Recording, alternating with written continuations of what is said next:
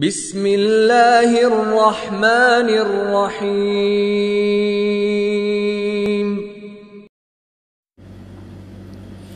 نحمده ونصلي ونسلم على رسوله الكريم اما بعد فاعوذ بالله من الشیطان الرجیم بسم اللہ الرحمن الرحیم۔ قرآن ٹیچنگ کی طرف سے آج تجوید کا چوتھا سبق لے کر آپ سے میں مخاطب ہو رہا ہوں، اور پچھلے تین جو اسباق ہم نے پڑھے تجوید کے، اس میں ہم نے نون ساکنہ اور تنوین کے 4 احکام میں سے 3 حکم پڑھ لیے تھے۔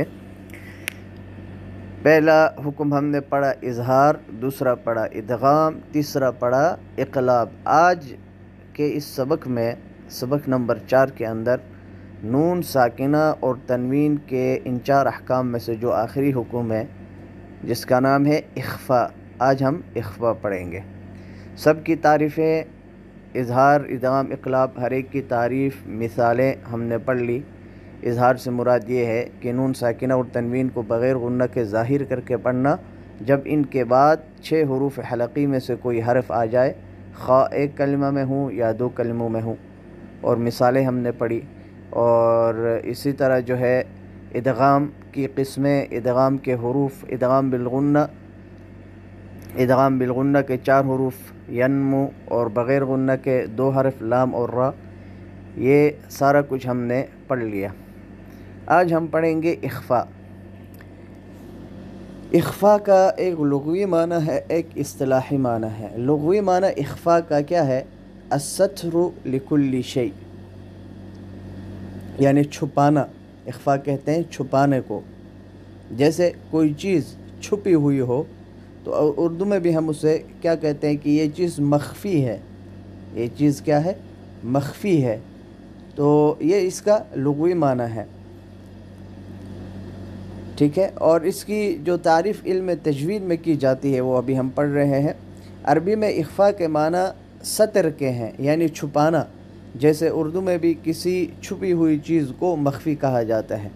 علم تجوید کی اصطلاح میں اخفاء سے مراد یہ ہے کہ کسی حرف کو اس طرح پڑھا جائے کہ اظہار اور ادغام کے درمیان کی کیفیت ہو، یعنی نہ تو مکمل اظہار ہو اور نہ مکمل ادغام ہو، بلکہ اظہار اور ادغام کے درمیان کی کیفیت ہو۔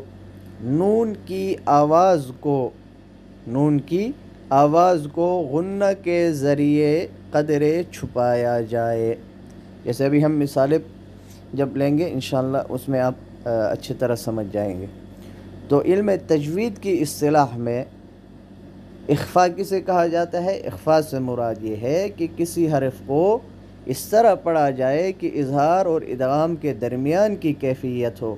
نون کی آواز کو غنہ کے ذریعے قدرے چھپایا جائے۔ یہ تو ہو گئی اخفاء کی تعریف۔ اخفاء کب ہوگا؟ اخفاء کے مواقع کون سے ہیں اور حروف اخفاء کتنے ہیں؟ اخفاء کے مواقع یہ ہیں کہ نون ساکنہ یا تنوین کے بعد حروف اخفاء میں سے جب کوئی حرف واقع ہو تو نون ساکنہ یا تنوین کو اخفاء کے ساتھ پڑھا جائے گا۔ یہ اس کے مواقع ہیں۔ حروف اخفاء کتنے ہیں؟ حروف اخفاء یہ 15 حروف ہیں، ٹھیک ہے۔ حروف اخفاء کتنے ہیں؟ 15 حروف ہیں۔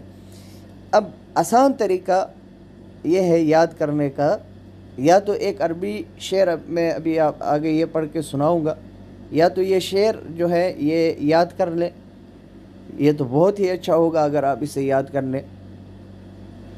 اور یا پھر یہ ہے کہ یہ ذہن میں رکھیں حروف تہجی کل کتنے ہیں؟ 28 ہیں۔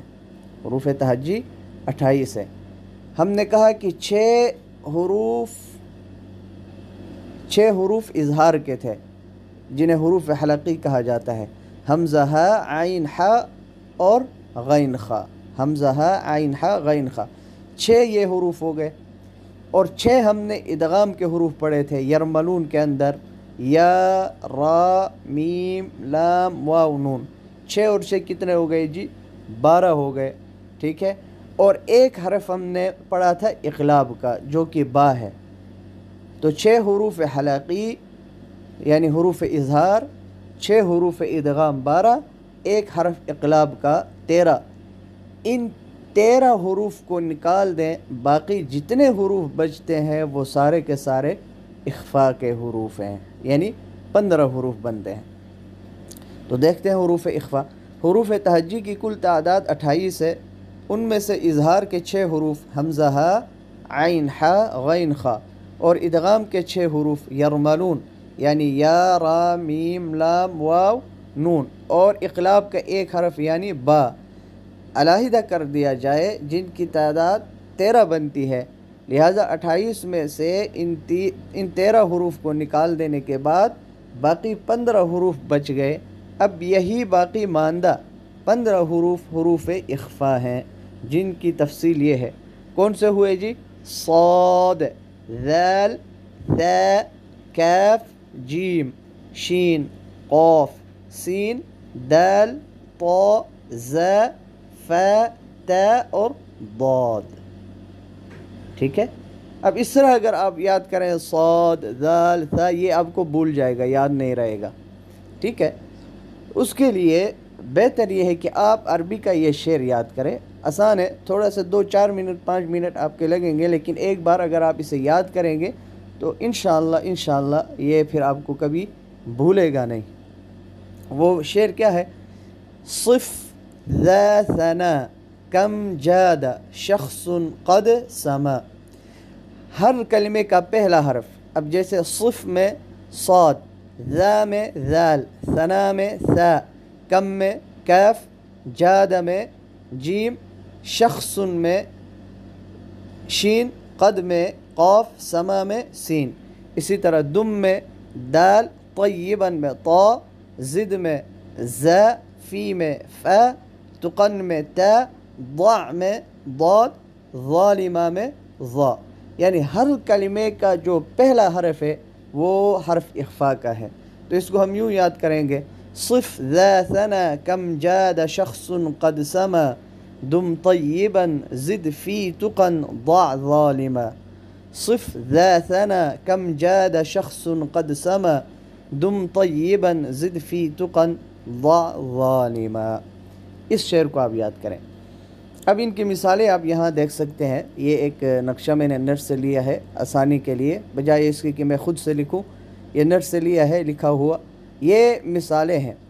تو اخفاء جو ہے وہ ایک کلمے میں بھی ہوگا، 2 کلموں میں بھی ہوگا، ٹھیک ہے، نون ساکنہ کے اندر، اور تنوین میں ظاہر ہے اظہار اور ادغام کی طرح 2 کلمے ہی ہوں گے، ایک کلمہ نہیں ہوگا۔ اب دیکھیں صف ذا ثنا میں پہلا حرف کیا تھا؟ صاد۔ صاد کی مثال منصورا، منصورا اخفاء ہوگا۔ ان صدوکم، دیکھیں نون کو ہم جو ہے چھپا کے ادا کر رہے ہیں اس کو، ٹھیک ہے، ظاہر بھی نہیں کر رہے ہیں اظہار کی طرح، اور ادغام کی طرح مکمل ادغام بھی نہیں ہے، بلکہ اظہار اور ادغام کی درمیانی کیفیت ہے۔ ان صدوکم، یہ 2 کلموں کی مثال ہے۔ مثال من کلمہ یعنی ایک کلمہ میں ہونے کی مثال، مثال من کلمتین یعنی 2 کلموں میں ہونے کی مثال، مثال مع التنوین یعنی یہ تنوین کی مثال ہے اس خانے کے اندر۔ ریحا صرصرا،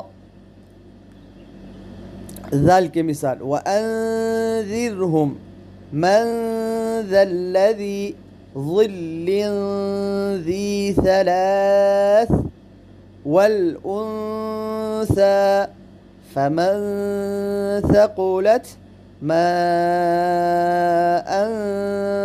ثَجَّاجًا۔ اسی طرح یہ آخر تک یہ ساری مثالیں ہر حرف کی یہ دی گئی ہیں۔ آپ اس نقشے کو دیکھیں، اور یہ جو ہے میں انشاءاللہ جو گروپ ہے، گروپ میں بھی میں یہ چیزیں شیئر کروں گا۔ اور آج الحمدللہ نون ساکنہ کے جو احکام ہیں وہ مکمل ہوئے ہیں، تو میں ان 4 احکام کی جو PDF فائل ہے وہ بنا کے میں گروپ میں شیئر کر دوں گا، آپ وہاں سے بھی استفادہ حاصل کر سکیں گے۔ تو یہ مثالیں آپ نے پڑھنی ہے ہر حرف کی۔ پہلا جو یہ خانہ بنا ہوا ہے اس میں ایک کلمہ میں ہونے کی مثال ہے ہر حرف کی، اور دوسرا جو خانہ ہے اس میں 2 کلموں میں ہونے کی مثال ہے، اور یہ تنوین کی مثالیں ہیں۔ تو آپ ان کو پڑھیں اور سمجھ نہ لگے تو بے شک آپ واٹس ایپ پہ پوچھ لیں یا پوسٹ پہ جو ہے کمنٹ کے ذریعے پوچھ لیں، انشاءاللہ آپ کی بھرپور رہنمائی کر دی جائے گی۔ اللہ رب العزت سے دعا ہے کہ اللہ کریم ہمیں قرآن مجید صحیح تجوید کے ساتھ سیکھنے کی اور قرآن مجید سمجھنے کی اور عمل کرنے کی توفیق عطا فرمائے۔ السلام علیکم ورحمۃ اللہ وبرکاتہ۔